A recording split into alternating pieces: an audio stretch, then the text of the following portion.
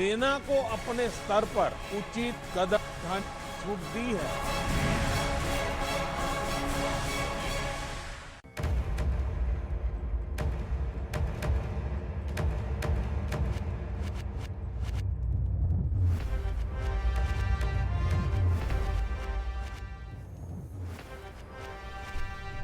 नमस्कार, बहुत बहुत स्वागत और अभिनंदन आप सभी का द डिबेट में। मैं ब्रजेश मिश्रा हूं और आप मेरे पीछे जो कुछ भी देख रहे हैं ये गलवान घाटी और पैंगोंग लेक के आसपास के दृश्य हैं जो हम आपको गूगल अर्थ इमेज दिखा रहे हैं कि कितनी कॉम्प्लिकेटेड पोजीशन में और कितना दुर्गम ये इलाका है जहां पर चीन की सेना ने घुसपैठ करने की कोशिश की है और जहाँ पर हमारे 20 जवान शहीद हुए हैं, हमारे कर्नल साहब भी इसमें शहीद हुए हैं। ये बहुत ही दुर्गम इलाका है, बहुत ही कठिनाई भरी जगह है।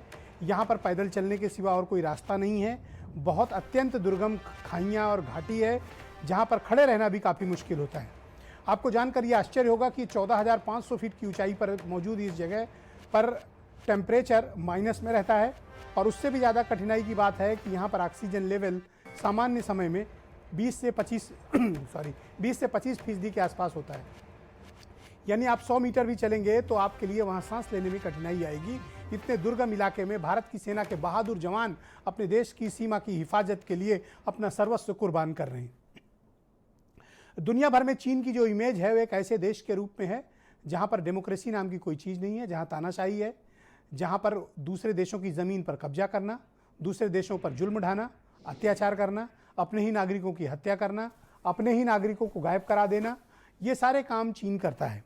अंतर्राष्ट्रीय स्तर पर कोरोना वायरस को लेकर जो कुछ भी इमेज चीन की बनी है और रिसेंटली जब वो भारत के साथ इस तरह के हिंसक झड़प में इन्वॉल्व हुआ है, ये एक बड़ा खतरनाक संकेत गया है जिसने ये बताया है कि चीन किस प्रकार से गलत कार्यों में लिप्त है और चीन दुनिया भर में अंतर्राष्ट्रीय नियमों का लगातार उल्लंघन करता आया है। भारत के साथ उसका विवाद चल ही रहा था कि अभी आज दोपहर में ये खबर आई कि जापान के साथ भी एक आइलैंड को लेकर उसका विवाद सीमा पर चल रहा है। हांगकांग का मसला आप सबको बेहतर पता होगा कि हांगकांग में 2049 तक चीन कोई भी नियम बदल नहीं सकता, लेकिन उसके बावजूद मेनलैंड चाइना के कानून हांगकांग में लगाए जा रहे हैं और वहां तमाम एक्टिविस्ट की हत्या कर दी गई या उनका अपहरण कर लिया गया। ताज़ा चाइना का इंगेजमेंट भारत के साथ है, ये ईस्ट लद्दाख बॉर्डर पर है और गलवान घाटी के पास है और ये खतरनाक हालात वहाँ पर उत्पन्न हो गए हैं।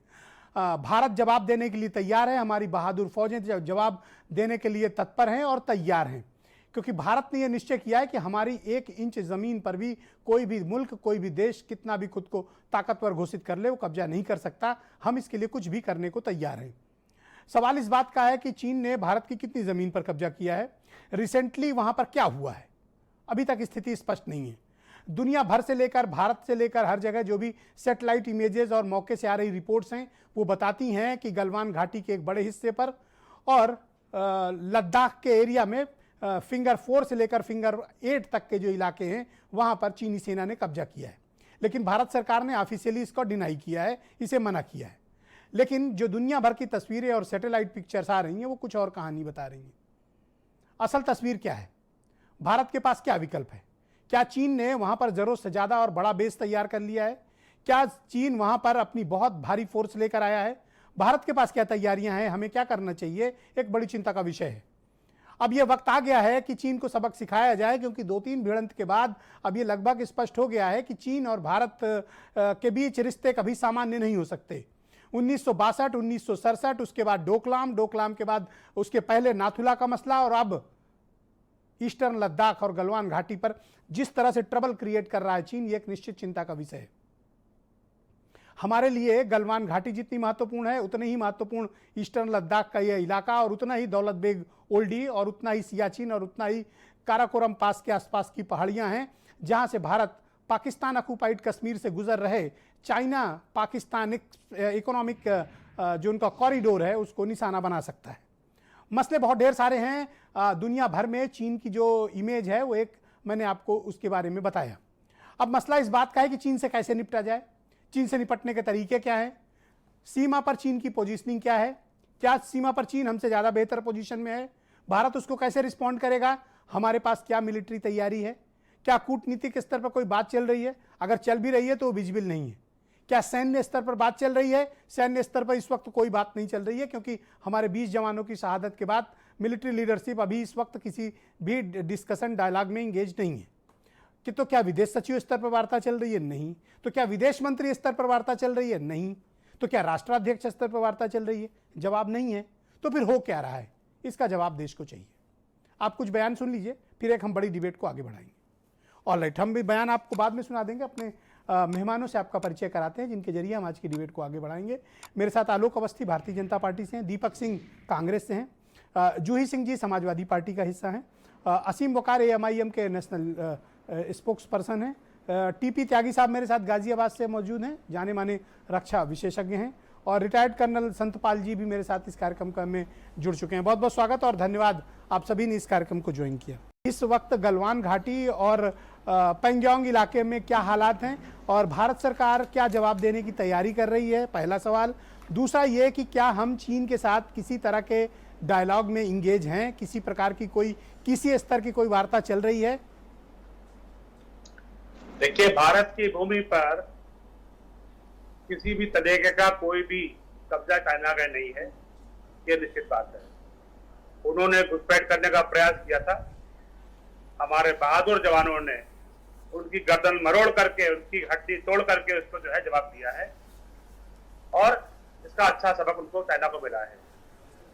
दूसरी बात मैं ये कहना चाहूंगा कि कांग्रेस का आचरण देश के विपरीत क्यों खड़ा होता है?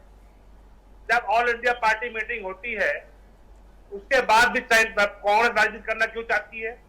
क्या वो देश के साथ खड़ा नहीं होना चाहती है? क्यों वो सेना का मनोबल गिराना चाहती है? इसके पहले भी सर्जिकल स्ट्राइक के समय पे भी सेना का मनोबल गिराने का प्रयास कांग्रेस ने किया था। आज भी डोकलाम में जब हम लोग भिड़े थे तब भी जो है चाइनीज डेलीगेशन के साथ मिलने के लिए राहुल गांधी पहुंच गए थे, और आज जब हम चाइना से हम लड़ाई कर रहे हैं, अब तो खून बह रहा है, उस समय भी जो है कांग्रेस देश के साथ नहीं खड़ी होती है, प्रधानमंत्री को भगोड़ा बताती है, प्रधानमंत्री को सरेंडर और सुरेंदर बताती है। यानी कि अगर प्रधानमंत्री सरेंडर कर देंगे तो क्या देश सरेंडर नहीं कर देगा? किस तरह की भाषा कांग्रेस कर रही है, इसका देश को जवाब चाहिए कांग्रेस से। ओके, एक मेरा सवाल आपसे ये था कि क्या किसी किस्म के डायलॉग में या कोई किसी किस्म की बातचीत चीन के साथ किसी स्तर पे चल रही है? देखिए, जब ये घटना हुई थी, विदेश सचिवों की आपस में बातचीत हुई थी। हमारे विदेश सचिव ने उनको कहा था कि आप पिछली पोजीशन पर पहुंचिए जहां पर आप 5 मई से पहले पर थे, तो उसका हम इंतजार कर रहे हैं। हमारी सेना उसको बराबर देख रही है, और सेना पूरे तरह अभी से सैन्य, कूटनीतिक या राजनीतिक किसी स्तर पर हम बातचीत में इंगेज हैं चाइना के साथ, हाँ या ना? देखिए, कूटनीतिक स्तर पे तो आप हर समय सभी देशों से जुड़े रहते हैं, लेकिन अभी जो लेटेस्ट बातचीत हुई थी वो उसी समय हुई थी विदेश सचिव की, उनके विदेश सचिव से। ओके, ऑलराइट, मेरे साथ दीपक सिंह हैं, कांग्रेस के प्रवक्ता हैं। चूंकि आपने काफी कुछ इल्जाम लगाया है तो मैं उनको पहले जोड़ लेता हूं। दीपक जी, थैंक यू, आपने डिबेट को ज्वाइन किया। मैं जानना चाहता हूं कि ये बहुत ही संवेदनशील मसला है। हम सब आप सबसे अनुरोध करेंगे कि कृपया संयम बरतें, एक दूसरे पर आरोप प्रत्यारोप की बजाय ये राष्ट्रहित से जुड़ा हुआ मसला है। हमें अपने देश की पहले चिंता करनी चाहिए, एक दूसरे पे आरोप लगाकर हमें दुश्मनों को फ़ायदा नहीं देना है, पहली चीज़। दूसरा, दीपक जी, मैं आपसे जानना चाहता हूं कि राहुल गांधी का इतना एग्रेसिव होना क्या ठीक बात है? और दूसरी बात यह है, आप लोग के पास क्या इनपुट है और प्रधानमंत्री की बात पर आप लोग सहमत क्यों नहीं हैं? ब्रजेश जी, जिस तरह से हमारे सैनिकों को लाठी से, रॉड से शहादत दी गई, शहादत पहुंचाई गई, पूरा देश गुस्से में है, पूरे देश में नाराजगी है। हमेशा बड़ी बड़ी बातें करने वाले, ताली और थाली बजाकर कोरोना भगाने वाले, जो 9 बार हमारे देश के प्रधानमंत्री चाइना गए थे, उनसे देश उम्मीद करता था लाल आंख करके बात करेंगे, चाइना को जवाब देंगे, लेकिन वो अक्षम रहे, सरेंडर कर दिया उन्होंने। और 2 तरह की बातें रक्षा मंत्री कोई और बात करते रहे, कोई और बात करते रहे। आज देश सवाल पूछता है, मोदी जी 9 बार चाइना क्यों गए थे? क्या करने गए थे? चाइना का व्यापार दुगना करने गए थे या चाइना से कोई समझौता करने गए थे? आज हमारे देश पर जिस तरह से चाइना की सेना ने पर ये आके- कह रहे हैं कि कोई घुसपैठ नहीं है। ये इनकी बातें, झूठ बोलने की भारतीय जनता पार्टी की परंपरा को बंद करना चाहिए। आज देश गुस्से में है, हमारे देश के सैनिकों को शहादत को लेकर देश में नाराजगी है। क्लियर जस्ट ये नाराजगी- जस्ट 1 मिनट, ये नाराजगी ये एक सेकंड। जी। प्रधानमंत्री ने टेलीविजन पर आकर सार्वजनिक तौर पर यह बात कही है, ना हमारी सीमा में कोई, आलोक जी वेट करिएगा, फर्स्ट राउंड में सबको एक एक टाइम दे देता हूँ, ना हमारी सीमा में कोई घुसा है और ना हमारी किसी पोस्ट पर किसी ने कब्जा किया है। क्या आप भारत के प्रधानमंत्री पर यकीन नहीं करते हैं? आज तक भारत के प्रधानमंत्री ने कोई सच बात नहीं बोली है, तब भी देश उन पर भरोसा करता रहा। आज हमारे प्रदेश जी दैनिकों को शहादत नो मिली है। एक सेकंड, नो आलोक जी देश प्लीज, की- आलोक जी देश प्लीज, की- नो देश- नो एक सेकंड आलोक जी, नो आई बिना रिक्वेस्ट यू हथियार प्लीज, के, आप सुन बिना ले, हथियार आप सुने, के। आप नोट करिए, अपनी बारी अगर में जवाब आलोक दे जी नहीं दीजिए। बोलने देंगे तो बोलने नहीं दूंगा। नहीं आप आपको। ओके, अपनी प्रोपेगेंडा टीम ओहो, बंद देखो, करिए। यहाँ कोई आप जिस कुछ तरह नहीं से हमारे बोलेंगे। देश के आप प्रधानमंत्री झूठा बोल रहे हैं। गलत काम कर रहे हैं आप। देश के गलती से प्रधानमंत्री को जिसको हमारे कहते हैं देश को देश का, सैनिकों को शहादत उसको मिली कैसे है बोल सकते हैं? बिना हथियार के, एक बिना दूसरे को संयम बरते, सपोर्ट के। ये देश से जुड़ी डिबेट है, कृपया इसको पॉलिटिकल डिबेट न बनाएं। Yes Deepak Singh go ahead. जिस तरह से ब्रजेश जी भारत के प्रधानमंत्री झूठ बोलते रहे, देश उनकी बातों को सच मानता रहा। हाँ, लेकिन conclude आज करिए। हमारे देश की सैनिकों की शहादत से देश गुस्से में है। बिना हथियार लड़ने भेजा, बिना बैग सपोर्ट के हमारे सैनिक वहां तक गए, कोई बैग सपोर्ट नहीं था। ब्रजेश जी, उसके बाद भी हमारे सैनिकों ने चाइना Okay, के हाथ में सेना गए, पहली just बार wait, चाइना के just wait, लोगों को okay. मारा। कांग्रेस ये का लोग पूरा प्रोपेगेंडा प्रयास रहता है टीम, हमेशा झूठ से। अफवाह बोलने वाले सेना लोग, कभी भी ये आज नियंत्रित भी नहीं हमारे होती है। देश के आलोक साथ जी, राजनीति कर रहे हैं। आलोक जी, वो okay, बार alright. देश जूही के सिंह, प्रधानमंत्री all क्यों right, गए थे? होता है। नोटेड आलोक जी नोटेड, झूठ जस्ट बोलना वेट, बंद जस्ट करिए। वेट, भूल गए ओके, थे। जवाब चाहता है। जूही सिंह जी को देश स्क्रीन में पे लाया गुस्सा जाए, है, जस्ट वेट, देश दीपक में जी, नाराजगी है। दीपक जी प्लीज, ओके ऑलराइट, जूही सिंह जी को स्क्रीन पे लाया जाए। जूही जी, क्या हमें भारत के प्रधानमंत्री की बात क्यों नहीं माननी चाहिए, जब वो ऑफिशियली आकर अगर चैनल पे ये कह रहे हैं, मीडिया में ये कह रहे हैं कि कोई भी किसी भी तरह का हमारी सीमाओं पर अतिक्रमण नहीं हुआ है, तो उनकी बात क्यों नहीं मानी जा रही? दूसरी बात ये, सैटेलाइट इमेजेस तो कोई और कहानी बता रही हैं। ब्रजेश जी, भारत के प्रधानमंत्री केवल एक घटना के बारे में वक्तव्य दे रहे थे, 15 जून की घटना के बारे में। सैटेलाइट इमेजेस ये साफ बताती हैं और भारत के प्रधानमंत्री भी उन पर विश्वास करते हैं कि पैंगोंग इलाके में अपनी पोस्ट चीन बना रहा है। हम फिंगर 4 से लेकर फिंगर 8 तक कोई पेट्रोलिंग नहीं कर पा रहे, जबकि भारत पहले फिंगर 8 तक पेट्रोलिंग करता था। जो उस दिन की घटना हुई, हाँ, चीन हमारा मित्र तो कभी नहीं था। बार बार लोहिया जी ने ये बात कही, नेताजी ने संसद में ये बात कही, 2018 में पार्लियामेंट्री कमेटी की रिपोर्ट है। डोकलाम की बात हम करते हैं, आज भी चीन कहीं कहीं वहां पर मौजूद है, पूरी तरह उसने स्टेटस को मेंटेन नहीं किया।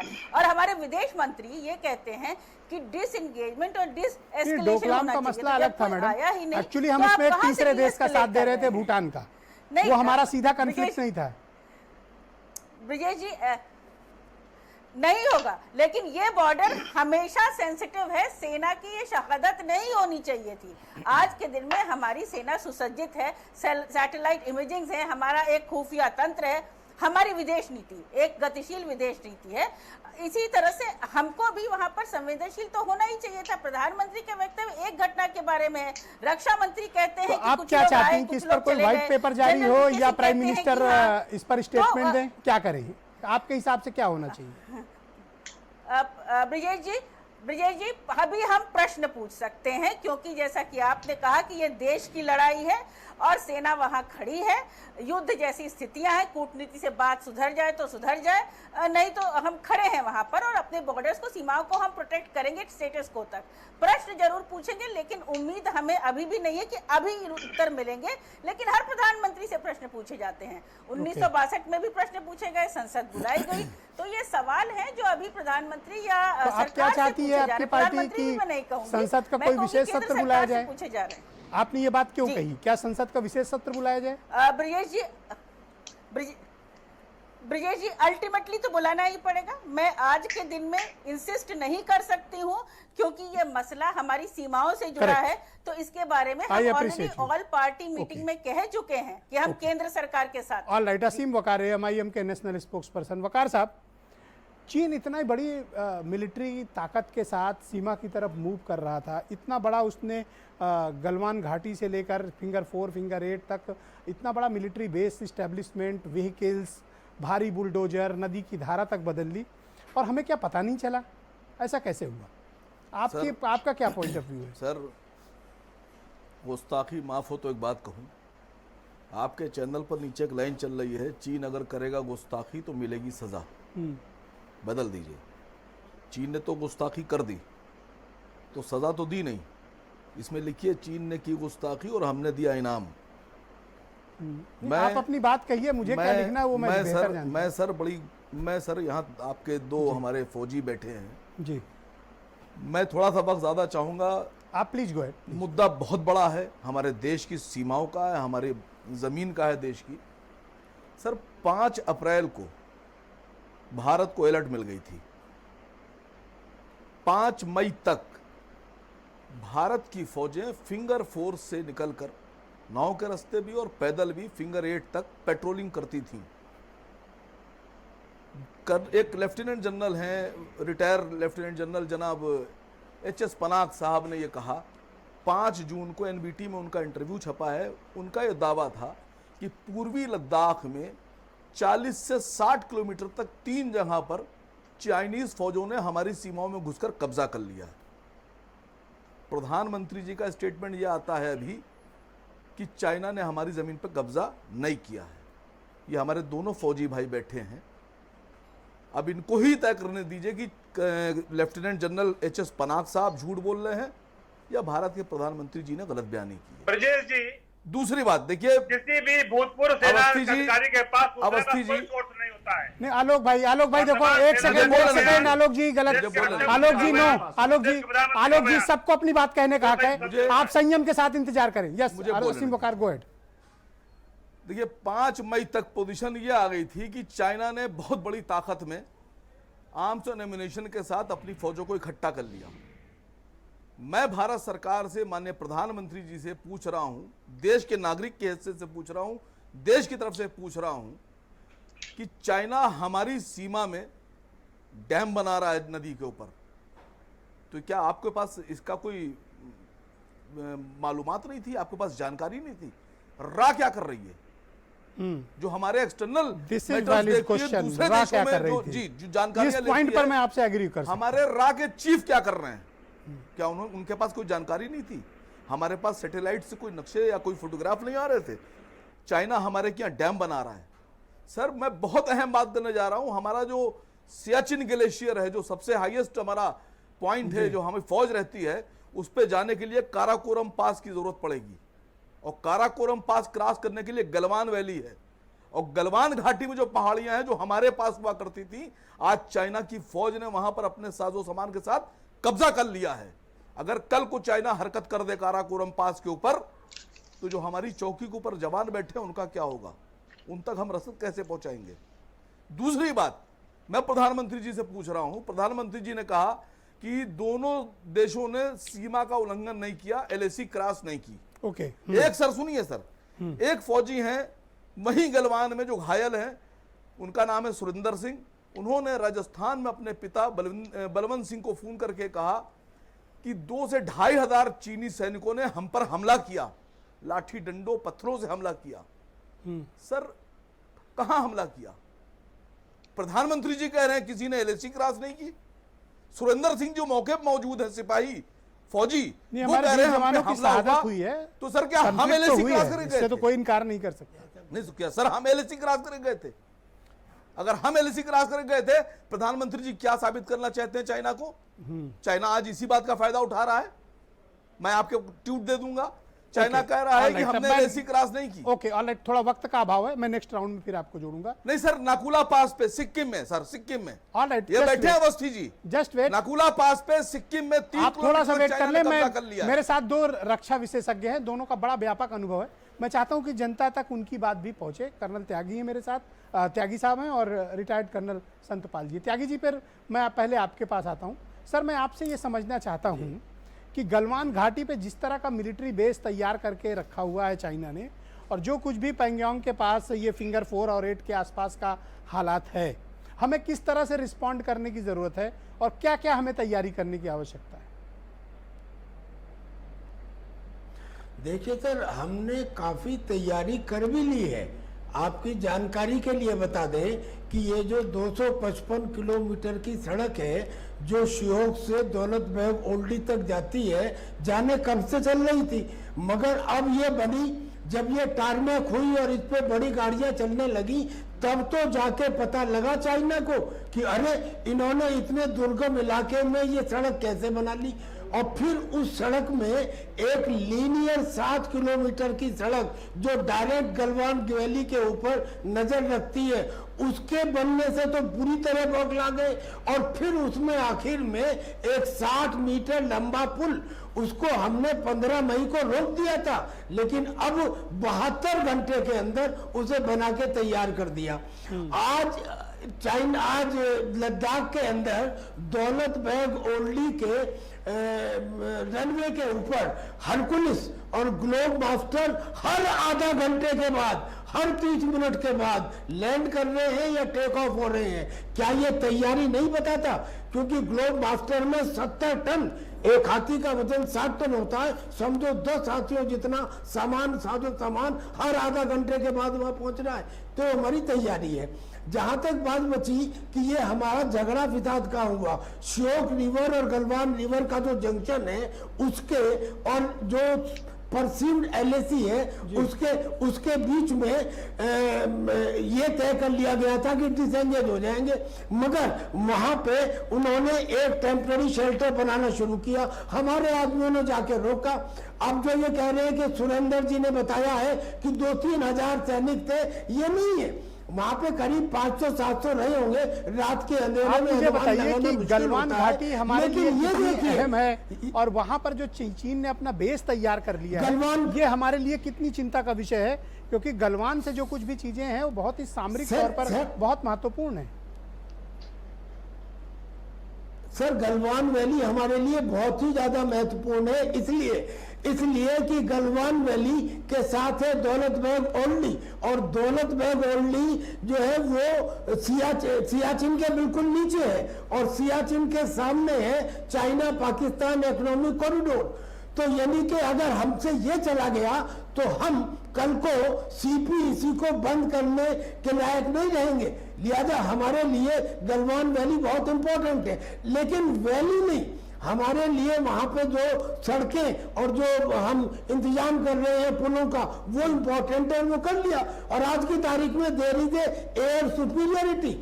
और जो प्राइम मिनिस्टर ने कहा कि भाई कोई हमारी मिलिट्री पोस्ट उनके पास नहीं है, यहाँ जितने लोग बैठे, सर एक सेकंड, यहाँ जितने लोग बैठे हैं इनमें से किसी से पूछ लीजिए कि भाई क्या ये मैप पे जो रेखा है, जब मैप पे खींचते हैं वो जमीन के ऊपर उसकी चौड़ाई क्या होती है? उसकी चौड़ाई 2 से 4 किलोमीटर बैठती है। उस 2 से 4 किलोमीटर के बीच में तो ये झगड़ा चलेगा, ये मेरा किनारा है, वो उनका किनारा है। ऐसे ही फिंगर 4 और फिंगर 8 में हमारी कोई पोस्ट नहीं थी, वो पेट्रोलिंग एरिया था, वो पेट्रोलिंग उन्होंने बंद कर दी। उसके ऊपर अभी हम पेट्रोलिंग नहीं कर पा रहे हैं, इसका क्या तात्पर्य है? अभी हम पेट्रोलिंग नहीं कर पा रहे हैं, पर इसका ये मतलब नहीं है कि वो एरिया हमारा था, वो एरिया डिस्प्यूटेड था। वो डिस्प्यूटेड एरिया में कोई डिस्प्यूटेड एरिया नहीं था सर, ये आप गलत नो सर, हमारे देश को क्या मैसेज दे रहे हैं ये फौजी? That was not a disputed area. No, absolutely not. आप डिस्प्यूटेड एरिया बताएं कर्नल साहब, आपको अभी पता नहीं है इसके बारे में, आपके पास जानकारी शायद कोई डिस्प्यूटेड एरिया नहीं, सब भारत का हिस्सा है। जस्ट त्यागी साहब उत्साह में कैसे कर्नल है आप? एक सेकंड, मैं नहीं सहमत हूँ आपसे। फिंगर 4 तक है, हम फिंगर 8 तक हम जाते हैं, फिंगर 8 तक भारत का हिस्सा है। आप गलत बयानी ना करें, ओके? आप डिफेंस एक्सपर्ट हो, कैसी बातें करते हैं? फिंगर 4 और 8 के बीच में वो भी करते थे। संतपाल जी, और ये चाइना के कर्नल है या हिंदुस्तान के कर्नल? एक सेकंड भाई, रुक जाओ भाई। त्यागी जी, कोई स्पीच नहीं चल रही है। ये चाइना के कर्नल साहब है, ये बेहद शांत असली सरकार हमारे देश के शांत, सेना के शांत, कर्नल को चाइना का कर्नल बता रहे हैं और आप इनको रोक नहीं लगा रहे। ब्रजेश भाई की गलत बात है। एक सेकंड शांत होंगे आप लोग। सेना के कर्नल अरे भाई को त्यागी असली जी, सरकार करे, चाइना के कर्नल ने। त्यागी जी, शर्म शांत हो जाओ। आप मुझे जवाब नहीं देने देंगे तो मैं कैसे अगर अरे आप अकेले बोलते रहोगे क्या?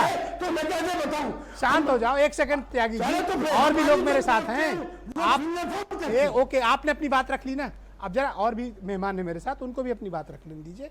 मैं आपकी बात से इत्तेफाक नहीं रखता हूं, हमारा फिंगर 8 तक का इलाका भारत का है। ओके, संतपाल जी मेरे साथ मौजूद हैं। संतपाल जी, हमें किस प्रकार से क्या अभी चीन की स्ट्रेटजी क्या हो सकती है? चीन जैसे देश के साथ हमें कोई भरोसे में नहीं रहना चाहिए। भारत की क्या रणनीति होनी चाहिए? सैन्य स्तर पर, कूटनीति के स्तर पर, राजनीति के स्तर पर हमें किस तरह के इफर्ट करने चाहिए?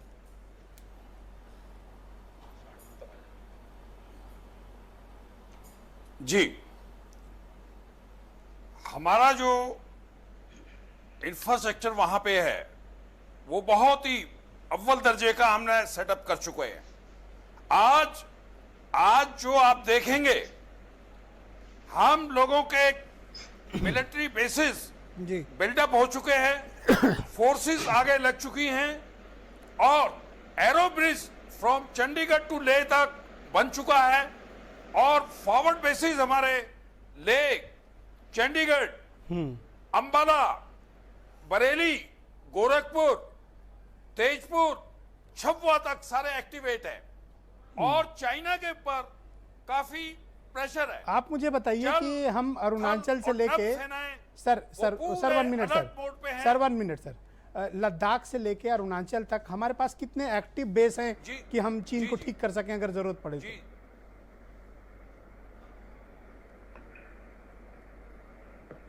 जी मैं बता रहा हूं। एक हमारे पास एक्टिव बेस लेह के बाद में हमारा आता है अंबाला जी, उसके बाद में हमारा आता है गोरखपुर, चंडीगढ़, बरेली से फिर हम हासीमारा, तेजपुर एंड छबुआ। ओके, ये हमारे फॉरवर्ड बेसिस हैं जहां हमारे तैनात किए हुए हैं फाइटर जेट, और फाइटर जेट अभी पूरा वहां पे कम्बैट एयर पेट्रोल कर रहे हैं और हमारे हेलीकॉप्टर्स भी कर रहे हैं। आपको क्या लगता है, एक और सवाल है हमारे आपसे, यूएवी चाइना का इतना एयर में कर रहे हैं और ऐसे मिसाइलें नाजुक मौके तैनात पे, हैं। ऐसे नाजुक मौके पे जब दुनिया जी। कोरोना वायरस का शिकार हो, दुनिया भर में त्रासदी चल रही हो, इस वक्त पर चाइनीज एग्रेशन का मैं क्या मतलब निकालूं? उन्होंने ऐसा किया क्यों? ये यस डिसेप्शन मेजर लिया है उन्होंने, वहां पे एक्सरसाइज की है जो उन्होंने वॉर प्रोपेगेंडा वॉर किया है। वहां के जो वीडियो आ रहे हैं वो डिसेप्शन एक्सरसाइज में काफी बिल्डअप किया है उन्होंने। जो डिसेप्शन एक्सरसाइज होनी थी वो कम स्केल पे होनी थी, इस बार उन्होंने बहुत ज्यादा बड़े स्केल पे की है। उन्होंने अपने armoured carrier vehicles, even boat, पानी की बोट हमने अगर इधर और उसके बाद कर्नल साहब टैंक्स, हमने इंफ्रास्ट्रक्चर क्रिएट किया जितने भी हैं, तो उधर उन्होंने 4 गुना ज्यादा artillery, मैसिव वो इंफ्रास्ट्रक्चर सारा क्रिएट और कर लिया है। अर्थ जेसीबी, आप अगर सैटेलाइट ले लिया। इमेजेस देखें तो आप ये पाएंगे कि हमारे मुकाबले नहीं, infrastructure उनका create नहीं किया। इंफ्रास्ट्रक्चर ज्यादा मैं- उन्होंने क्रिएट कर लिया है। नहीं, हमें और मैसिवली आप- तैयारी आप- करनी पड़ेगी। जी, इंफ्रास्ट्रक्चर नहीं सर, मैं आपको ये बताना चाहता हूं, जब एक्सरसाइज पे आते थे तो 2-3 तरह की एक्सरसाइज होती है आर्मी के अंदर। एक होता है फुल स्केल, एक होता है स्केलेटन। तो इस बार जब उनका जो एक्सरसाइज हुआ था, जो हो रहा है अभी भी हो रहा है उनका एक्सरसाइज, वो बहुत भारी संख्या में किया है उन्होंने।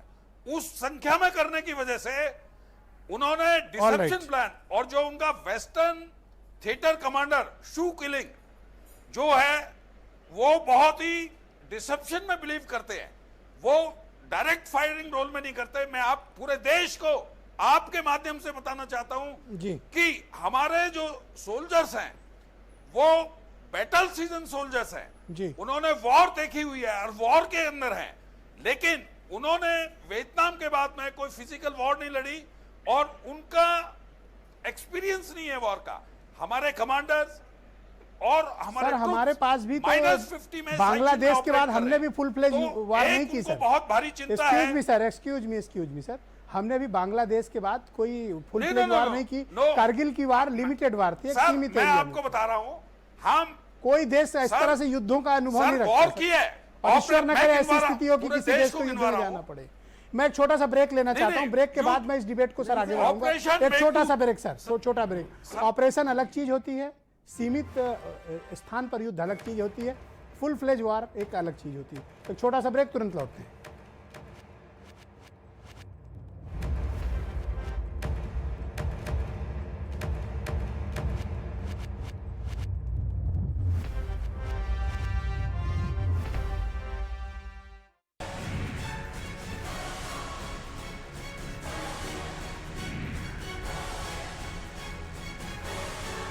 सेना को अपने स्तर पर उचित कदम उठाने की छूट दी है।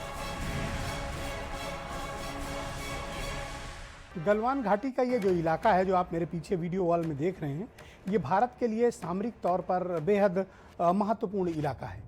ये लद्दाख और अक्साई चीन के बीच का इलाका है, जहाँ से हम सियाचिन, काराकोरम पास जिसका भी जिक्र आ रहा था, सामरिक तौर पर भारत चीन सीमा के लिए ये इलाका, ये पूरी पट्टी, ये पूरा कॉरिडोर बहुत ही महत्वपूर्ण है। हमारे पास वहाँ पर बढ़त है, भारतीय सेनाएं वहाँ पर बढ़त की पोजीशन पर हैं और हम वहाँ हाइट पर मौजूद हैं। अभी तक अक्साई चीन के अलावा किसी भी हाइट पर चीन के पास कोई भी ऐसा कब्जा वहाँ पे नहीं है, नहीं था, जिसकी वजह से चीन भारत की फोर्सेस को डोमिनेट कर पाती। यही कारण है कि गलवान घाटी पर इस तरह का कुचक्र और साजिश चीन की तरफ से रची गई, ताकि वो हाइट पर अपनी फोर्सेस को डिप्लॉय करके भारत के हाईवेज और भारत के उधर से गुजर रहे राजमार्गों पर कभी आपात स्थिति पर कोई गड़बड़ी या हमला कर सके। हाइट पर सर्वाधिक सबसे बड़ी हाइट है वहाँ पर इस पूरे इलाके में सियाचिन के बाद दौलत बेग ओल्डी है, जहाँ पर भारत का पूरी तरह से कब्जा है और भारत के पास वहाँ पर एक्टिव रनवे स्ट्रिप भी है, जिसका एयरफोर्स इस्तेमाल करती है, जिसका जिक्र अभी त्यागी साहब भी कर रहे थे। लेकिन गलवान घाटी हमारे लिए इसलिए महत्वपूर्ण है क्योंकि यही वो हाइट है जहां पर चीन अपनी सेनाओं को डिप्लॉय करके भारत की राजमार्गों पर निशाना बनाना चाहता है। गलवान घाटी सामरिक तौर पर इसलिए बेहद अचानक से महत्वपूर्ण हमारे लिए है क्योंकि इस इलाके पर चीन की सेना का मौजूद होना हमारे लिए एक बड़े सामरिक खतरे का संकेत है। इस खतरे को हम कैसे टालें और तरीका क्या है? इसके पहले भी भाइयों बहनों, आपको याद होगा कि डोकलाम जो दरअसल भूटान की एक पहाड़ी है, यहाँ पर हमने एक तीसरे देश के लिए लड़ाई लड़ी थी। हालांकि हमारी सीमा वहाँ से दूर लगती है, लेकिन उसके बावजूद भारत ने भूटान का साथ दिया और भारत की सेनाएं डोकलाम में चीन के सामने 73 दिन तक खड़ी रही। 73 डेज, 73 दिनों के बाद ये स्टैंड ऑफ हटा और कूटनीतिक स्तर पर इसका रास्ता निकला। लेकिन जिस तरह से हमारे 20 सैनिकों की शहादत हुई और चाइना के भी 20 जवान मारे गए, ये एक बड़ा मामला हो गया। ये अब ये कोई सामान्य प्रकरण नहीं रह गया। इसको हम डोकलाम नहीं मान सकते हैं। ये एक बड़ा मामला है जो 1962-67 के बाद पहली बार इस तरह की कैजुअलिटीज दोनों फोर्सेस की तरफ से हुई हैं। तो हमें क्या करना चाहिए, हमारे पास क्या इनिशिएटिव्स लेने हैं और क्या प्रयास करना चाहिए? आलोक अवस्थी इसका विस्तार से जिक्र करेंगे। Go ahead. ब्रजेश जी, मैं बहुत आराम से बात करूंगा। मैं सख्त आपत्ति करता हूं सीमा बकार के इस बयान पे कि वो भारतीय सेना के कर्नल को चीन के सेना का कर्नल बता रहे हैं। तो सम्मानित गेस्ट हैं आपके, आपने उनको इनवाइट किया है। असीम वकार को अपने शब्द वापस लेने चाहिए, पहली चीज। दूसरी चीज, डोकलाम सामरिक रूप से भारत के लिए बहुत महत्वपूर्ण है। जिस तरीके से इस समय सामरिक रूप से जो महत्वपूर्ण है, भारत वहां से हमारा लड़ रहा है, बराबर से पूरी टक्कर दे रहा है। एक बात और कहना चाहूंगा कि देश के प्रधानमंत्री को झूठा बताया गया आपके चैनल पे। आपको देश के प्रधानमंत्री, देश के रक्षा मंत्री, देश के सेना अध्यक्ष की बातों का भरोसा नहीं है। दूसरी जगहों की बातों को कोट किया जा रहा है खाली अपनी राजनीति को करने के लिए। बेहद गंभीर मामला है, यह सही बात नहीं हो सकती है। पहली बात, बिना किसी हथियार के सेना को नहीं भेजा गया। कांग्रेस का जो आरोप है, सबसे पहले आलोक जी क्षमा मांगे देश से, सेना को अपमान कर रहे हैं। जो हमारे एक सेकंड दीपक जी, क्षमा मांगनी चाहिए। मैं चाहता हूं कि देखिए एक सेकंड आलोक जी आप भी रुकिए। आलोक जी आप भी रुकिए 1 मिनट। देखिए, आपस में एक दूसरे से बहस का कोई मतलब नहीं। नेशनल इंटरेस्ट की डिबेट है, सब्र कीजिए, सब लोग अपनी अपनी बात रखें। ब्रजेश जी जिस तरह से Deepak ji please cooperate. Deepak ji please cooperate, अपने समय में अपनी बात कहिएगा। आलोक जी, भारतीय सेना को निर्दयता बताना, भारतीय सेना का मजाक उड़ाना है, ये एक तरीके से राष्ट्रद्रोह की बात है। भारत की सेना का जवान हमेशा सेना अपने लैस रहता है, अपना सैनिक जो है अपने हथियार से, कभी वो निहत्था नहीं होता है। कांग्रेस सरकार के तत्कालीन सरकारों के संधि के कारण वहां पे नो मैंस लैंड के 2 किलोमीटर के अंदर हथियार का प्रयोग नहीं कर सकते थे आप। अरे और बैक हमारी सेना सपोर्ट क्यों नहीं लाचारों को वहां पे दिया? मारी एक नहीं सेकंड गई। बोल रहे हैं एक विजय सेकंड, जी। एक सेकंड इन्होंने ना। बैक सपोर्ट क्यों आप नहीं देखो, दिया? नहीं, मैं सैनिकों अलाउ को नहीं करूंगा ये झूठ डिबेट। बोलना बंद देखिए, करिए। इट्स नॉट ए पॉलिटिकल ये डिबेट। प्लीज कांग्रेस दीपक जी, वालिया रूप हमारे दीपक जी, सैनिकों दीपक को जी, शहादत दीपक जी, देने के लिए आप गलत कर रहे हैं। मैं देखो सबसे निवेदन करूंगा, मैं नहीं चाहता कि मैं डिबेट को बीच में ही बंद कर दूं। भाई मेरे लिए राष्ट्रहित से बड़ा कुछ नहीं। अगर मुझे लगेगा कि ये डिबेट राष्ट्र के खिलाफ, एक सेकंड आलोक जी, अगर लगेगा कि कुछ इस तरह की चीजें हैं तो मैं डिबेट बंद करना ज्यादा बेहतर समझूंगा। आप सबसे निवेदन ये है, it's not a political debate. ये कोई कुश्ती नहीं हो रही कि आप जीत जाएंगे, आप जीत जाएंगे। हमारे लिए राष्ट्र प्रथम है, देश जीतना चाहिए। सब्र से निवेदन है, सबसे हाथ जोड़ के प्रार्थना है, अपनी अपनी बारी में अपनी बात कहें, जो भी आपत्ति हो अपने बारी में बोलें। आलोक जी गोयल। ब्रिजेश जी, दूसरी बात, हमारे सैनिक मारे नहीं गए, हमारे सैनिक शहीद हुए हैं और वो लड़के शहीद हुए हैं, मार के शहीद हुए हैं। उनका मैसाकर नहीं हुआ है, उनका कत्लेआम नहीं हुआ है, वो लड़े हैं और वो लड़ने के लिए सैनिक हमारे देश की रक्षा के लिए अब आगे क्या करोगे ये बताओ, आप आगे क्या सीधी सी करोगे? बात की है, आगे क्या कांग्रेस का नेतृत्व की चाइना के साथ ओहो, कौन सी आपको अंडरस्टैंडिंग चाइना से लड़ना है कि कांग्रेस से लड़ना है ये बताओ पहले। नहीं, कांग्रेस समय देश के खिलाफ काम कर रही है। आप चाइना से अभी लड़ने में इंटरेस्टेड हो कि कांग्रेस से, ये बताओ। चाइना से लड़ने के लिए हमारी सेना मजबूत है, हमारा देश का नेतृत्व तो ये मजबूत है। बताओ ना, मैं आपसे लेकिन- तीसरी बार पूछ रहा हूं भाई, आगे क्या करने वाले हो, क्या प्लानिंग है, कैसे निपटा जाए इन चाइनीज बदमाशों से, इनकी गर्दन कैसे तोड़ी जाए, हमें इस पे बात करनी ना। कांग्रेस से लड़ लेना, बहुत टाइम बचा हुआ है। नहीं ब्रजेश जी, आपके व्यूवर्स को जानना जरूरी है, चाइना के साथ सीक्रेट कौन सी अंडरस्टैंडिंग है जो जाके ये एमओयू मेमोरेंडम साइन करके आए थे। ये देश के जो मिलावटी होता है वही ये सब काम कर सकता है, कोई भारतीय ये काम नहीं कर सकता कि जाकर के चाइना जो हमेशा से दुश्मन रहा है हमारे देश का, उसके साथ मिलावटी जाकर के एमओयू करके आए। 2008 में राहुल गांधी जाकर साइन करके आए शी जिनपिंग के साथ में, किस हैसियत से गए थे वो? फिर झूठ बोल रहे हैं प्रधानमंत्री मंत्री नहीं थे, देश एक के साथ पार्टी के मजाक महामंत्री बंद थे करो। और वहां पर जाकर के साइन करके आए थे। कौन सी ट्रीटी देश का करके आए मजाक थे? बंद करो। देश को कहां एक पर सेकंड बेच के मैं आए आता थे हूं, वो? उसके बाद आप ही के पास कांग्रेस को आऊंगा। बताना चाहिए इस आप बात इनकी को। तसल्ली से सुन लो जो बोल रहे हैं, पूरा फुल जवाब देना। दूसरी बात, ओके, आलोक जी, दूसरी बात, conclude करें। 2013 में Conclude मेरे पास करें। रिपोर्ट है ब्रजेश जी, 15 अप्रैल 2013 में राष्ट्रीय सुरक्षा सलाहकार परिषद के श्याम सरन जी वहां पर लद्दाख गए थे। 12 अगस्त 2013 को उन्होंने बताया प्रधानमंत्री को कि देवतांग ग्रुप पूर्वी लद्दाख में 140 किलोमीटर की भूमि का चाइना ने कब्जा कर ली और हमारे पेट्रोलिंग 4 स्थानों पर वहां पर नहीं हो पा रही है।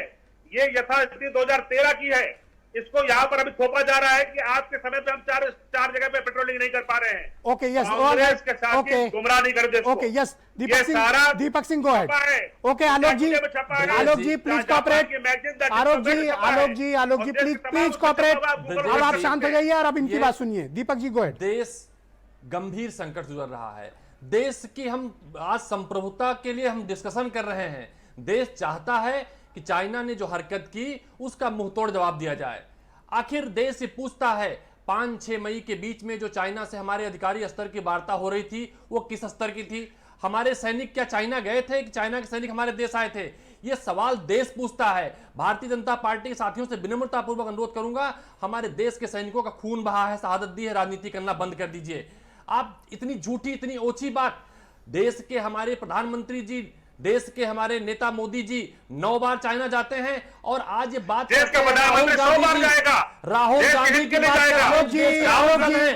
आप नहीं होते रहे हो, माफ अपनी नहीं बारी में फिर करेगा। आप कहते हो कि देश आप- माफ नहीं आलोक जी करेगा। शांत होइए आप। अवस्थी आप- आलोक जी नो, जिस आलोक जी, तरह आलोक जी शांत होइए आप। शहादत का मजाक उड़ा रहे आलोक जी, हैं। गलत बात, देश के सैनिक गलत बात। शहादत को आप ऐसे कोरे जाने दे रहे वो हैं। प्रधानमंत्री नहीं थे देश सिर्फ के। झूठी बातें करके, अफवाह फैला के देश को फिर से गुमराह करना चाह रहे हैं। आपको देश माफ नहीं करेगा इस तरह की बातें। अरे देश तुम्हारे के नेता सैनिकों को का देश माफ खून नहीं बहा है। करेगा। जब तुम देश तलाक को पे आ गए, सपोर्ट आप नहीं दिया आपने। देश की सेना पे आरोप लगा रहे हैं। 5-6 शर्म नहीं महीने आती से है आपको? हमारी क्यों देश पता की नहीं है शर्म इंटेलिजेंस तुम्हारे सेल आपको? थी, सैटेलाइट पर तस्वीरें आ रही थी, हमारे देश में चाइना घुसपैठ कर रहा है आप और देख रहे थे प्रधानमंत्री सैटेलाइट झूला झूल तस्वीरें? रहे थे। आप अरे देख रहे थे देश के सैटेलाइट सैनिकों तस्वीरें? के नाम पर राजनीति जो बंद कर कॉपरेट दीजिए। सूचना आज तक कैसे देश आ के रही है? सैनिकों की शहादत पर चाइना से राजनीति सूचना बंद बता कर रहे हैं। दीजिए। आज देश कैसे गुस्सा कॉपरेट है, कांग्रेस को बता रही है जो आप बता 130 रहे हैं? करोड़ हिंदुस्तानी क्या सोच गुस्सा है है। आपका? उसका चाइना गुस्सा सोच है आपका आप पर क्या? निकले, भारत सरकार ने उसका आपको गुस्सा नहीं दिया। आप पर निकले, आप कहां ठीक से नहीं रिपोर्ट है। लेकर के आ रहे हैं? बताना पूरा चाहिए आपको। देश पूरा देश चाइना से लड़ना चाहता है, पूरे देश गुस्सा जूही सिंह जी, चाइना से ओके, है, दीपक जी, लेकिन कांग्रेस पार्टी दीपक के जी, खिलाफ दीपक जी, भारतीय जनता डन। पार्टी लड़ रही है, आपने भारतीय अपनी बात जनता रख पार्टी ली। की सरकार मैं जूही चाइना सिंह के जी को खिलाफ आमंत्रित नहीं बोल करता पा हूं। रही है। One by one, Narendra Modi को चाहिए चाइना मेरे को, दोस्त, आपने कांग्रेस ओके, को आपने नहीं। बात रख ली,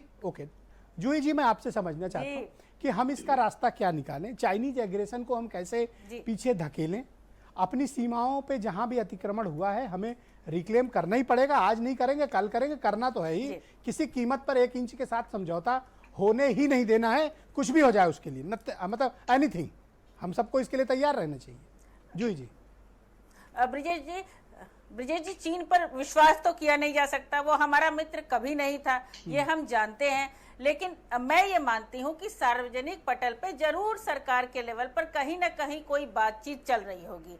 हमारे सैनिकों की शहादत हुई है, हमें अपना स्टेटस को वापस करना है, अपनी सीमाओं को सुरक्षित करना है और सजग रहना है चीन को लेकर। इसलिए युद्ध ना हो, ये हम सभी चाहते हैं और इतना जरूर विश्वास है। लेकिन ये भी मैं रिक्वेस्ट करूंगी सरकार से और केंद्र सरकार से कि जब ये बातचीत हो जाए तो पारदर्शी तरीके से इसको देश के साथ शेयर करना भी आवश्यक है। एक और देश ने सवाल है आपके ऊपर आपसे। विश्वास दिखाया है और आप ही एक्शन ले रहे हैं। एक सवाल आपसे ये है जी। कि क्या आपको लगता है कि चीन जैसे देशों के साथ जहां लोकतंत्र नाम की कोई चीज नहीं है, आपको लगता है कि उनके साथ बातचीत करके कोई समाधान निकल सकता है?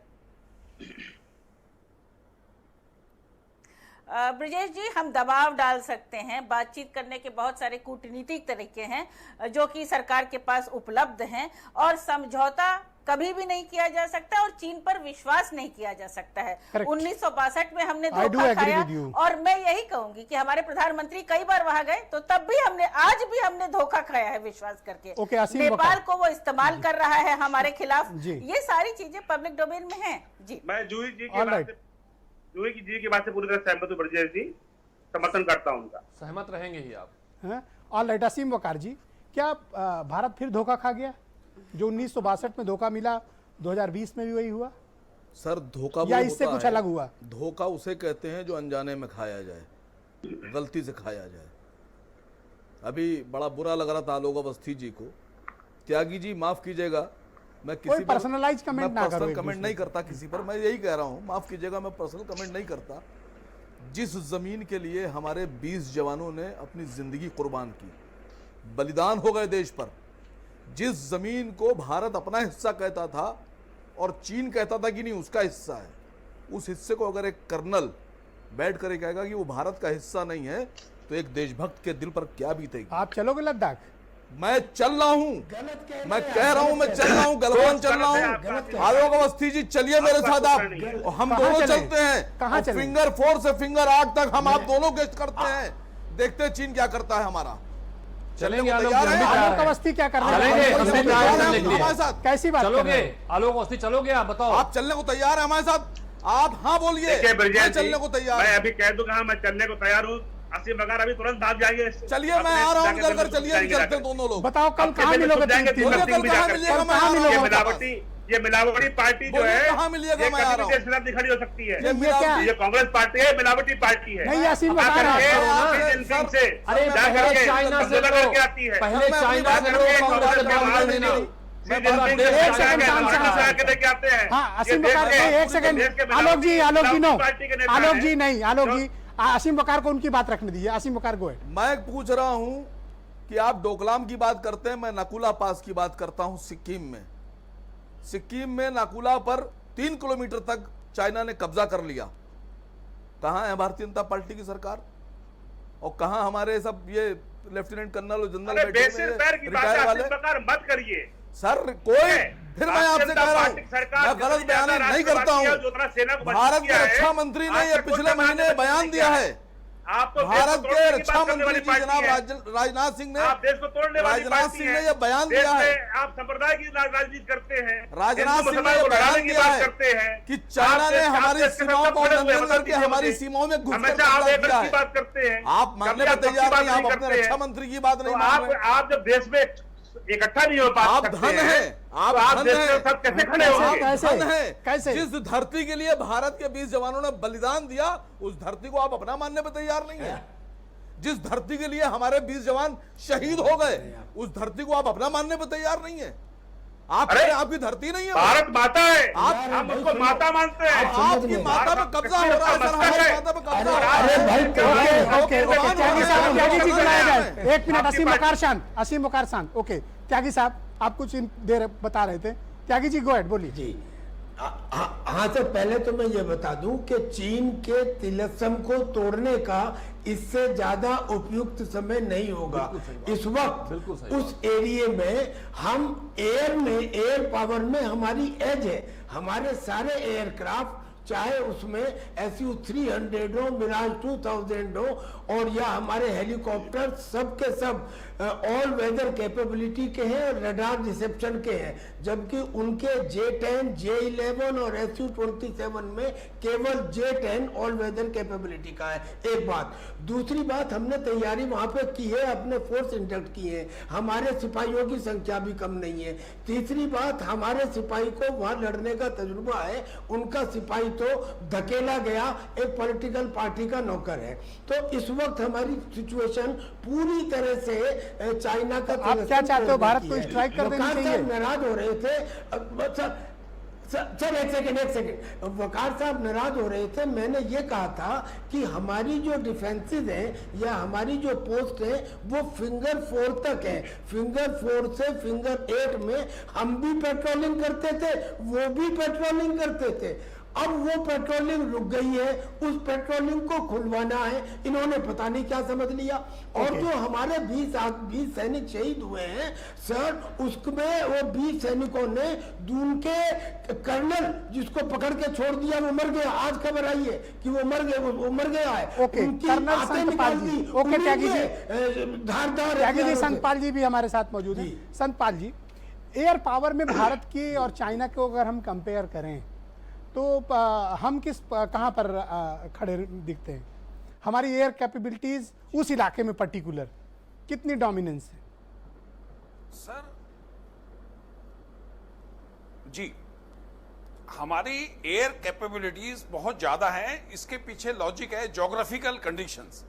वहां जो तिब्बत का जो बेस है, तिब्बत का बेस रेरिफाइड ऑक्सीजन, तो एयरक्राफ्ट जो है ज्यादा लोड लेके नहीं जा सकता, वो ज्यादा बम्प्स लेके नहीं जा सकता, ज्यादा वो वो फ्यूलिंग नहीं लेके जा सकता। तो हमें इसका बहुत बड़ा एडवांटेज है। नेक्स्ट, हमारी जो एयर बेस है along the LAC very strong base है। और अभी आप देखें हमारे पास जो इक्विपमेंट है, हमारे पास हेलीकॉप्टर्स हैं, अटैक हेलीकॉप्टर्स हैं, मिसाइल्स लगी हुई हैं, तो वी आर एट लेकिन जो सैटेलाइट इमेजेस हैं वो गलवान घाटी के रिवर बेस पे उन्होंने काफी बड़ी तादाद में बंकर बना लिए हैं। तो क्या हम उन बंकर को हटा पाने के लिए एयर पावर का इस्तेमाल करने की कैपेबिलिटी है हमें? मैं आता हूं जी, हमारे पास सक्षम है। मैं पूरे देश को, पूरे विश्व को बताता हूं। मैं आप उनका अखबार ग्लोबल टाइम्स, उन्होंने भी जो मैं आपको बात कह रहा था, ग्लोबल टाइम्स में उनका लेख आया हुआ है कि Indian troops are the best troops to fight in the mountain. और हमारे पास माउंटेन स्ट्राइक कोर है 17 कोर जो हमने रेज की है, वो पानागढ़ बेस है। ये न्यूली रेज कोर है और इसके अंदर हमारे पास कैपेबिलिटीज है। हमारे पास माउंटेन डिवीजन है, हमारे पास माउंटेन ब्रिगेड है, हमारे पास में माउंटेनियर ट्रूप्स हैं, लद्दाखी ट्रूप्स हैं, स्काउट्स हैं, हिमाचल स्काउट है, अरुणाचल स्काउट है, जो वहां के लोकल आदमी मेरा एक सवाल है कि हैं। इस इलाके में बड़ी दुर्गम पहाड़ियां हैं, यहाँ का भौगोलिक स्थिति बहुत ज्यादा दुर्गम है जी। यहाँ पर हम मिलिट्री के थ्रू ज्यादा बेहतर लड़ सकते हैं या हमको एयर स्ट्राइक्स की जरूरत, अगर कभी ऐसी स्थिति पड़ी तो वो ज्यादा बेहतर विकल्प होगा? दोनों में से विकल्प कौन से ज्यादा बेहतर होंगे?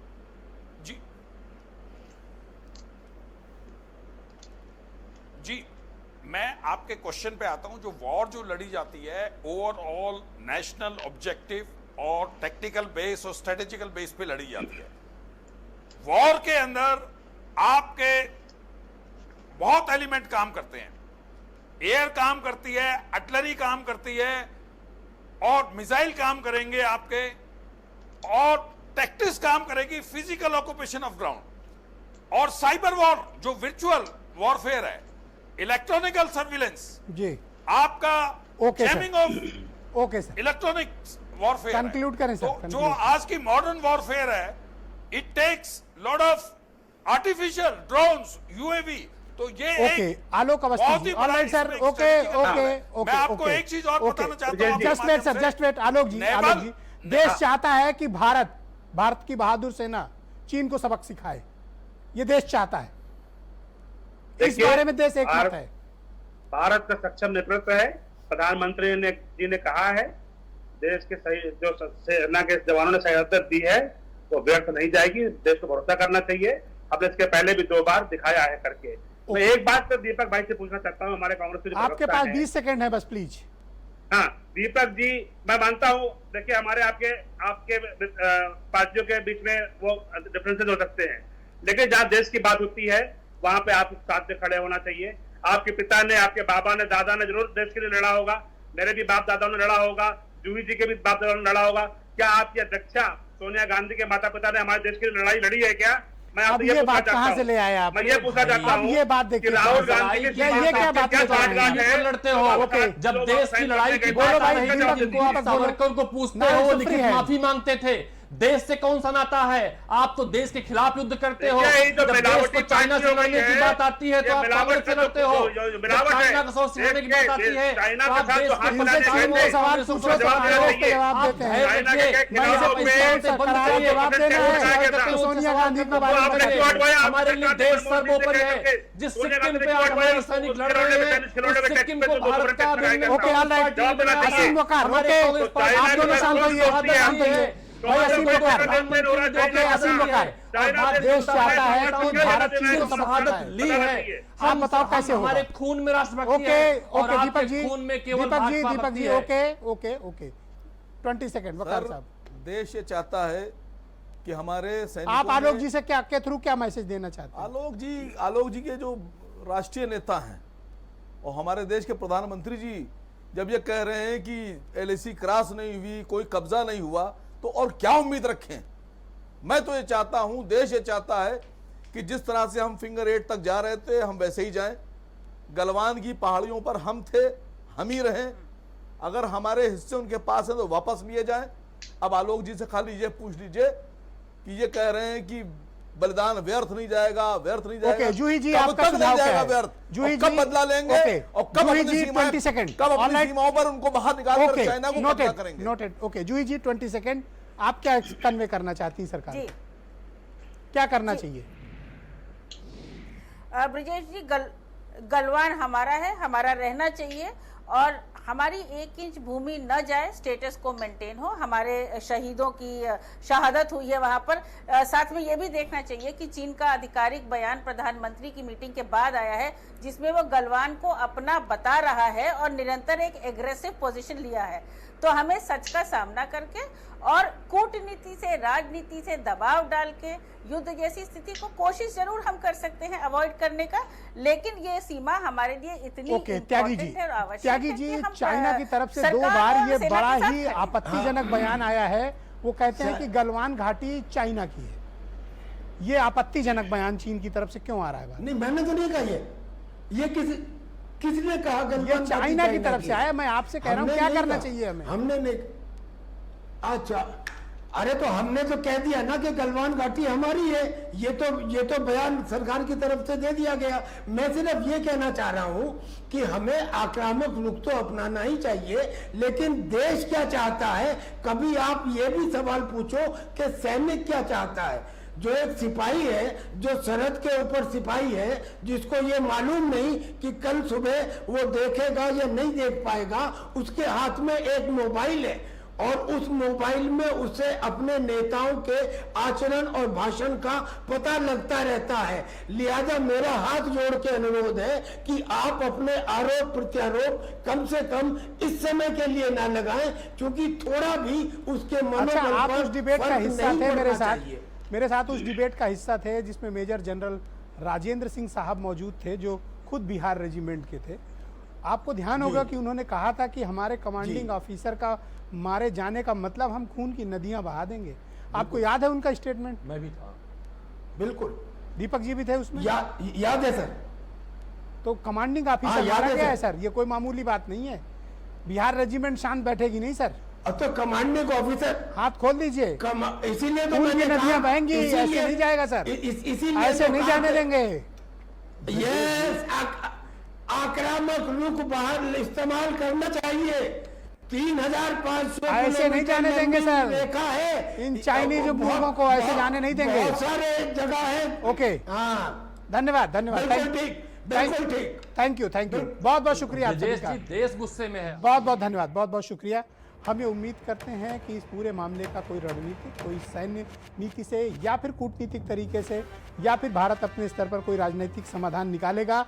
लेकिन जिस तरह से चाइनीज एग्रेशन हमें बॉर्डर पर देखने को मिला है, भारत को चाइना को लेकर कोई बहुत स्पष्ट, ठोस और मजबूत सैन्य नीति की आवश्यकता है। हमें अपने इंफ्रास्ट्रक्चर से लेकर हमको अपने तीनों बॉर्डर बहुत मजबूत करने की आवश्यकता है, क्योंकि भारत की तरक्की से जलन के शिकार इन मुल्कों में कभी भी किसी भी वक्त भारत के खिलाफ कोई बड़ी साजिश का अंजाम दे सकते हैं। लिहाजा हमें इनके खिलाफ मजबूत और मुंह तोड़ जवाब देने की आवश्यकता है। बहुत बहुत शुक्रिया, धन्यवाद, थैंक यू।